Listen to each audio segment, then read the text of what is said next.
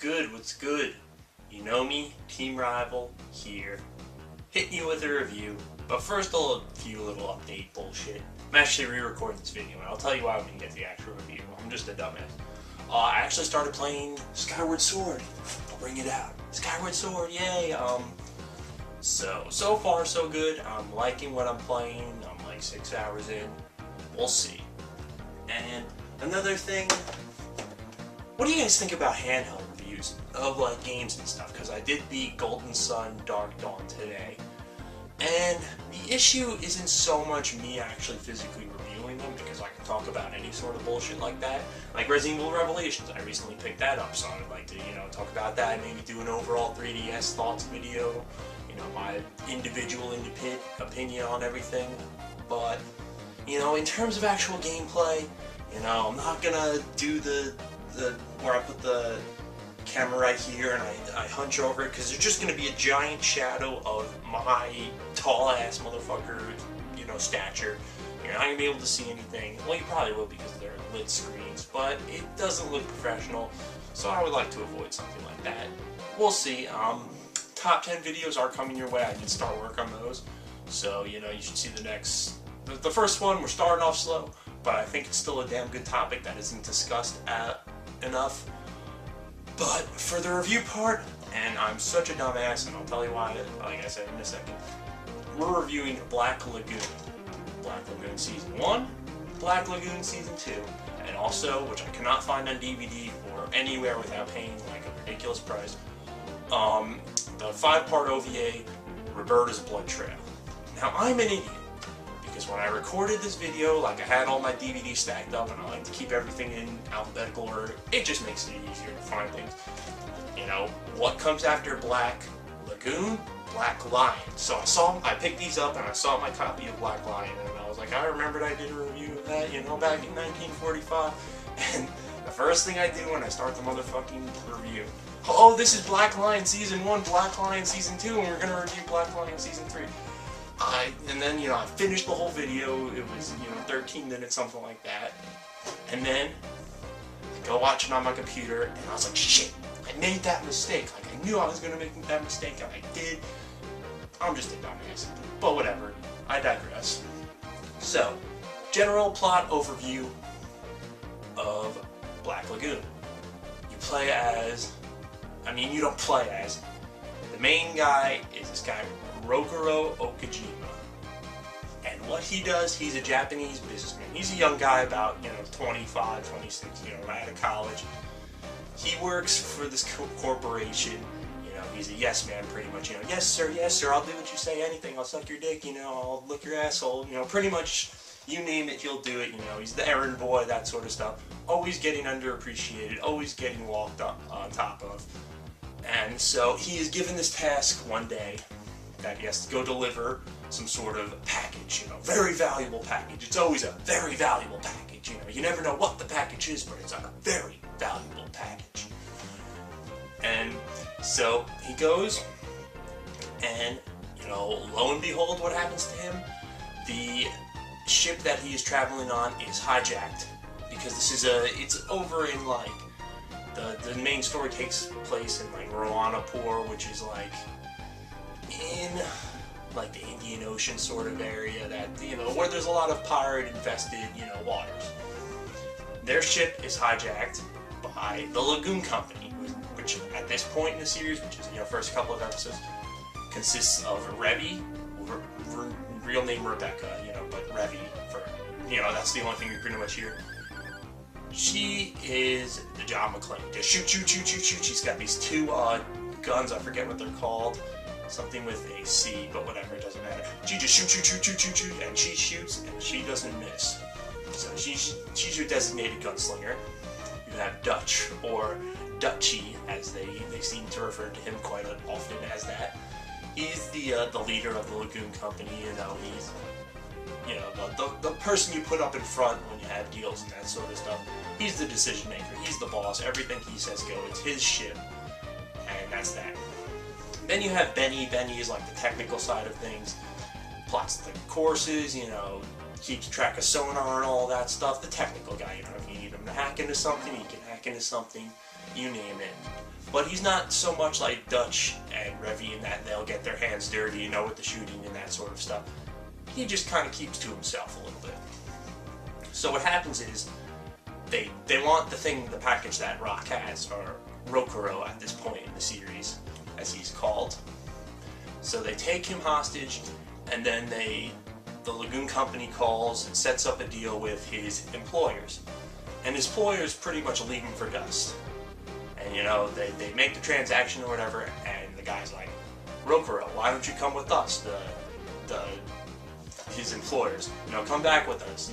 They don't seem to really care about him too much, and it's very evident by the way they're just like, get in the car, let's go, come back. And he either has the choice to go with the Lagoon Company, who he's actually kind of grown a little bit fond of at this point, or go to his employer. He goes and lives it up a little. It's either go back to your same boring life where you're underappreciated, overworked, and just generally unhappy, or live a life of crime, mysterious women, lots of heavy drinking, and just random, bullshit. And so he goes with the Lagoon Company, and he is given the name Rock, which is why, I kept saying, I said Rock once or twice. That's what he's referred to as in the series. Now, pretty much how these seasons play up is as follows. Season 1 is more about the character development. Not so much because one of, the general, rules of the Lagoon Company, we don't want to know about each other's pasts. It's mentioned here and there, and it's brought up every so now and then, but you're not going to get a whole episode where, Rock meets his dad or something like that. Anything that is in your past, and don't bring it up. That's not a good idea. It only causes problems. But it's more about terms of character development, because you see how Revy behaves, you see how Dutch behaves, you see how Benny behaves, you see how Rock develops, and you see, is he fitting into this world? Is he just going to get into more trouble? Is he fucking himself over for good? And that sort of stuff. Season 2, more about the jobs they do, I would say. And you don't see as much. It's more about Revy and Rock now, because they run as a team when they have to go out, Because Rock, his place in the Lagoon Company, he's like the accountant, businessman, the negotiator. His tools do come in handy. He can also be a translator if need be. And just some, he's a general businessman, whereas Revy is the hired gun. She's there to protect Rock, and if Rock needs her to shoot someone, he will have her do that, although, nothing like that. Rock is too much of a softie to ever do something like that. And so, this also brings in a third dimension of the story that I didn't really discuss. Orwanapur, where they are staying, is a dirty place. You have your scumbags, you have your black market, that sort of stuff. There's also the mafia, and not just one mafia, there's a shit ton of mafias. But the most powerful mafia is Hotel Moscow, which is, check this woman's name out, is run by this Russian woman called Balalaika. I will say that again, Balalaika. Yeah, it's a weird name, but I guess it's a crazy Russian thing, I would hope. And so, pretty much what happens in Season 2 is Hotel Moscow is trying to expand their power, and a lot happens. They go back to where Rock is from, which is Japan. And one thing I do want to mention, though, this actually had a very passable dub. Usually I say dub sucks, go sub, but in this case the story actually takes place in an English-speaking world, and there's some situations where, like when they go to Japan, they'll be in a meeting, and they'll be speaking, one guy will be speaking Japanese, Balalaika will be speaking English, and Rock will be translating for her, between English and Japanese. So, while I didn't think the dub was the best, a lot of people, I was reading online, a lot of people seem to really enjoy it. I thought it was good. I didn't think it was, I'd much rather watch it in Japanese. Japanese, you can never go wrong, in my opinion. It's always, it's always going to be at least par. In very few cases is it below par when compared to the dub. But, I did watch it for the series for a portion in English. That's saying something. That's a compliment.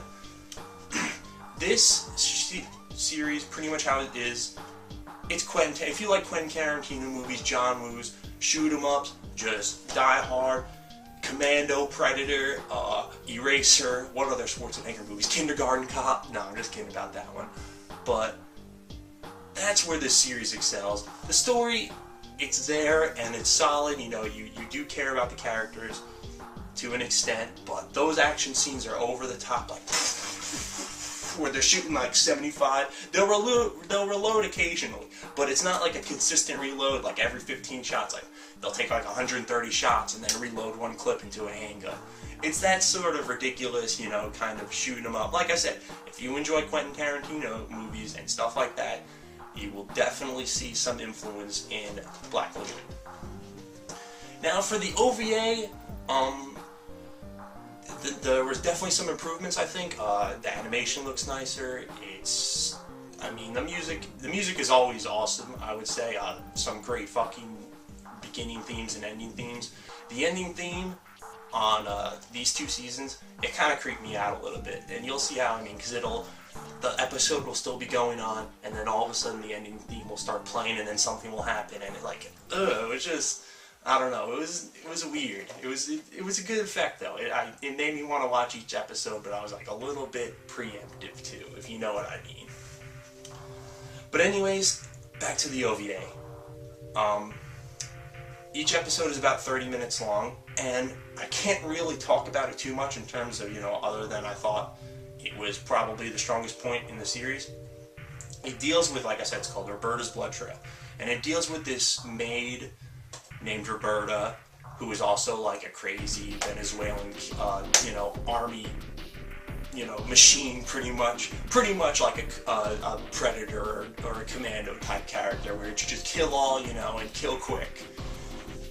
And something happens to someone that she's very close with that just drives her insane, and she goes, you know, hence the blood trail. She starts her own blood trail trying to find out who killed the person that she was very close with, and then the Lagoon company is trying to catch up with her. They've been contracted to.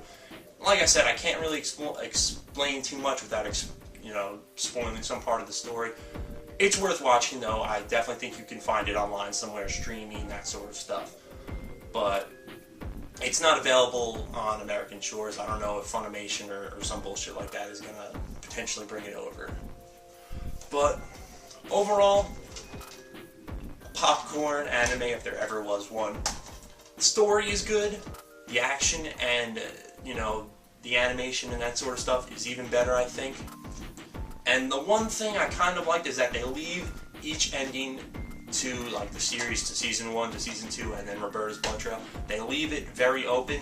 I think there might be possibility for a season 4, but the manga is on hiatus right now, so, you know, not in the immediate future at all. Perhaps in the next 5 years or something like that, we'll see production start on a new Black Lagoon season.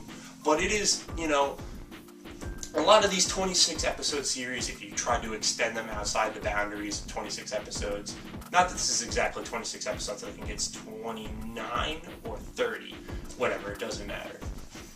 But if you try to extend it outside the bounds of 26 episodes, the story would start to fall apart. But this has the sort of watchability or rewatchability, however, you know, depending on how many times you're watching it, that you can watch it again and, you know, get the same entertainment out of it. It's like a Quentin Tarantino movie or a John Woo movie or something like that, where the story isn't the main focus, although it is a good story and it is, you know, you'll remember the story and you'll be able to coherently tell the story. It's not some, you know, half-assed thing. The action is what you're here for, and the action was what I came for with Black Lagoon, not Black Lion, and I was thoroughly satisfied. But that's pretty much it on Black Lion. Like I said, I got some other videos coming up, and I'm gonna go start watching Hajime no Ippo. I can't fucking wait. Until then.